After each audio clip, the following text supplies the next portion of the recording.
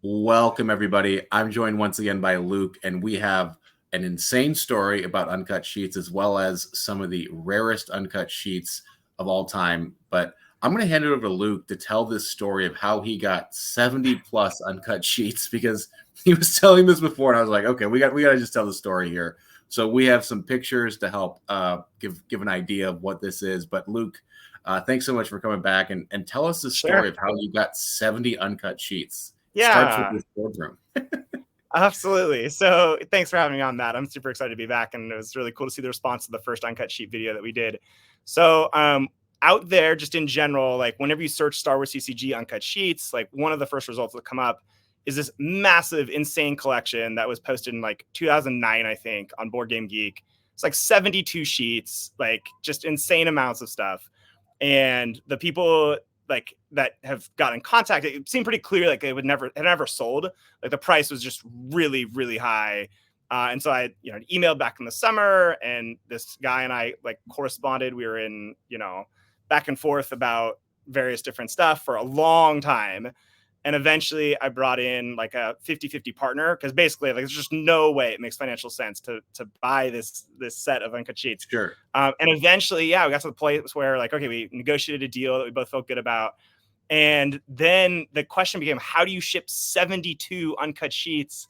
Because usually it's like the rolls of paper or the shipping rolls.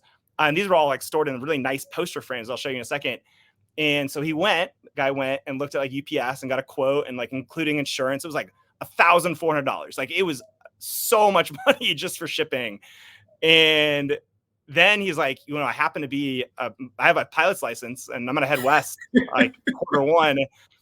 Would you be willing to wait till take delivery and, give me, a couple $100 for fuel and my time? And I was like, well, absolutely. This is like an epic story. I used to work at the airport in Portland. I love aviation. And so eventually, it was this past week that we figured out a time. He was going to be on the West Coast and flew up. And I took delivery of the sheet. So I just really quick want to tell the story. So I walk into the airport. I live in Portland. This is a commercial. A general aviation airport that has no commercial services. So I've never been to inside this airport. I walk in this boardroom, and it's like all of these sheets, like a huge box, and a bunch of other ones just like loosely like in rolls displayed, because the pilot guy had landed. And this is, by the way, just himself. Like he's not hiring a crew or anything. He just flew them up. He had laid them out because he had sent me an email when he arrived, and took me like 30 minutes to get over, just all waiting there, which was pretty awesome. So I, going through it, but eventually I'm like, well, I need to see the plane. Tell me the story about how you got here. So we walk past these like, awesome Gulfstreams, like in a hangar, right? Like private cars. And I should say this part of Portland where like Nike's headquarters is, the world headquarters, and Intel has a big base. So like there's definitely some people that have some pretty high flying jets there. So then we get out to the tarmac, and like just waiting there is this, single prop engine plane. And he's like, I said, can you open this up? Can you show me where the sheets were? And he's like, yep. So I took out a seat and I laid them all on these seats and boxes. And I'll show you what they look like. But flew them across the country. And like, because again, he's on the West Coast, I was like, yeah, I'm going to hop up to see you. And then I think he went on to like Utah that night. So really epic. I had to take a photo of this on the runway, basically, to like get a photo of this. I like couldn't even believe it. It's such an awesome story. I've been chasing the sheets for so long to close the deal, to be at the airport and all that. So that's me on the Hillsborough Airport with the plane in the background. And then there's the sheets, the aforementioned sheets in the back seat. So right on top there, reflections to foil, right? Like something I've chased for so many months to try to get. So it's like multiple tubes, this big pallet, basically like this box of sheets. So 72 and just different poster frames. So yeah, it's an epic story. I want to talk a little bit more about it and go through some of the posters that I have before I have to send them off to my partner that went in 50-50 with me on purchasing the collection. So thanks, Matt, for having me on.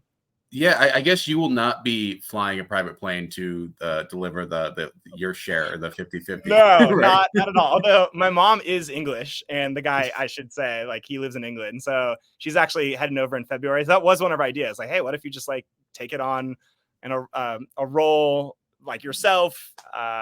Yeah, Your mom's like, I love you, but I don't love you that exactly. much. I don't want Right? to do that. Right. Like, I don't want to do that hassle at the airport. I don't want to do with that much hassle for sure. Yeah. So let's go through and take a look at some of the collection. I'm only going to show like the super high level stuff, guys. Like we went through on the last Uncut Sheet video, like every single thing of Star Wars CCG. This is going to be like some quick, wow, these are pretty rare pieces. I'm going to start off with just Dagobah, which we mentioned last time in our video about, okay, well, does a Yoda like have a uncut sheet, like a mark on it that, there's this bug mark on the back of some Yodas. I mentioned this in the last time. And the answer is yes. This Yoda over here has, this one, this one has a bug mark. So the uncut sheet actually shows the mark that is on the individual cards, which I thought was really interesting. The real rare ones started coming up. So this one is a Reflections 2 premium sheet. Let me just back up a little bit. Okay. Something I wanted to show you guys is that, yes, this is awesome, interesting thing, but there's also this stamp. Okay. So these are actual product proof sheets that were made as Decipher was actually like, planning and organizing and sending out for production. And so you can see the actual date, right? This is 12/8/2000. That was signed off on by Decipher for Reflections 2 when they started producing this. And so these are like, there's only a few of these that exist, right, that have the actual tag label on them. So that was really cool to see the dark side ones behind that, which was pretty fun. Another really jump in quick. Like, where did this guy? Did the guy ever tell you where he got all of these? Like, it just seems like I should explain that.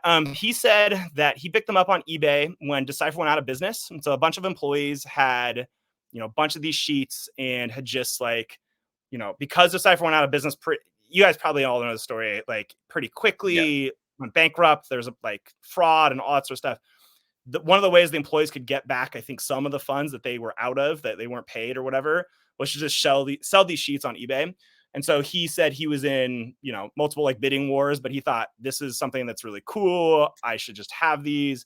I could collect them. And then eventually he just had them in his basement and was like, I'm not doing anything with these. I don't really care about this anymore. Luke is someone who clearly is really into this. And so, yeah, I think it was almost 20 years later after he picked them up that I got the collection. So, something that's pretty fun to be able to see. I was just curious if he's not like an original distributor or something. Not a distributor, not that I know of. He was pretty clear from the day one that this is all stuff that he picked up on eBay just a really long time ago, outbidding people. So cool. Some other ones that I thought were pretty cool. This is oversized Princess Leia. Okay, so those are that oversized card. It's a 5x5 grid. Pretty interesting to see that. Those were in like Scry magazine, I think, right? Yes, or something. Yeah, something along those lines. Or something. Well, yeah. So there's that, and on the backside of that one, the other on the cut sheet of Mara Jade, oversized ones. So 25 of these, which are even bigger, actually.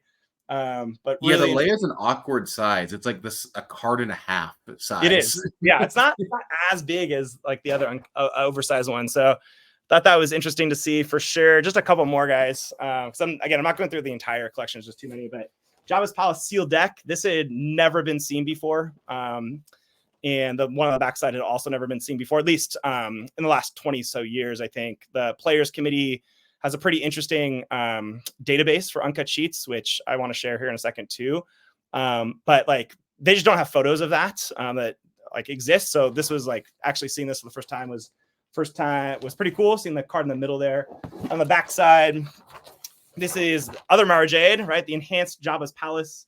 This is the only time I'm aware of that this exists as a sheet form. So thought that was pretty cool. You can see the Mara Jade down there. Yeah. Looks like so that are is all cards on there the same rarity, because I feel like there's like this idea like that the Mara Jade, like in the box there was like only 2 Mara Jades and there's 3 of every. Is that correct? Is there less?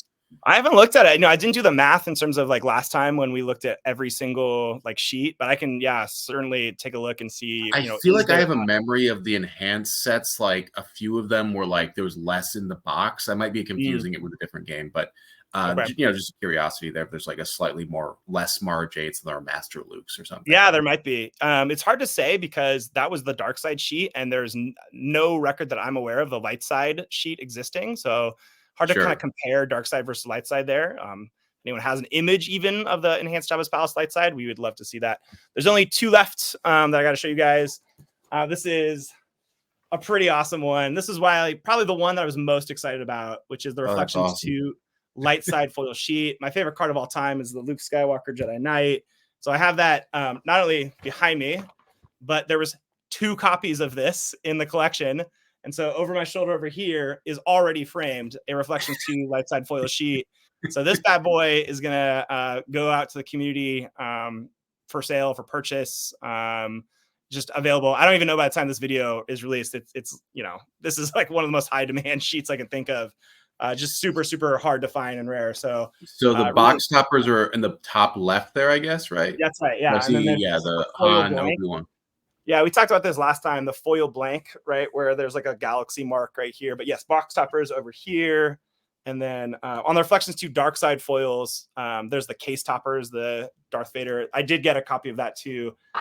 Right now in my basement, I have just the light side showing, but pretty much every sheet that I have now has the dark side equivalent with, again, light side Hoth I need and dark side Dagobah. And the last one, which I teased on the Star Wars CCG Facebook group, because I just like everyone's going to think this is really epic, is let me back up so you can see everything here. Sure. The tournament this is a monster sheet.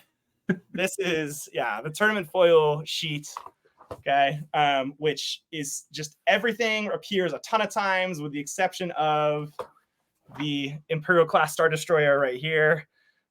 So you can kind of see why these are so valuable and so rare, like really one of the rarest, most expensive cards in Star Wars CCG. This is, to my knowledge, the only uncut sheet of tournament foils that is just out there. This was like the jewel of the collection. The one that pretty much everybody that looked at it was like, oh yeah, that would be worth a lot of money. And so to have that, to look at it is pretty awesome. So yeah, those are some of like the highlight overviews. I mean, there's a lot of other stuff that was really exciting for me. Coruscant, Feed, Death Star 2, Dark Side, just a bunch of stuff. But those were the ones that I was most excited about. No, I mean, that's really awesome, Luke. I'm so glad we could hear that really fun story. I mean, the thing I love most about this is I love seeing people passionate about whatever their hobby is, and like, it's just nice to see that actualization happening for you and to sort of get to that point where you're finding the things you've been searching for a long time. Oh my gosh. That's super satisfying.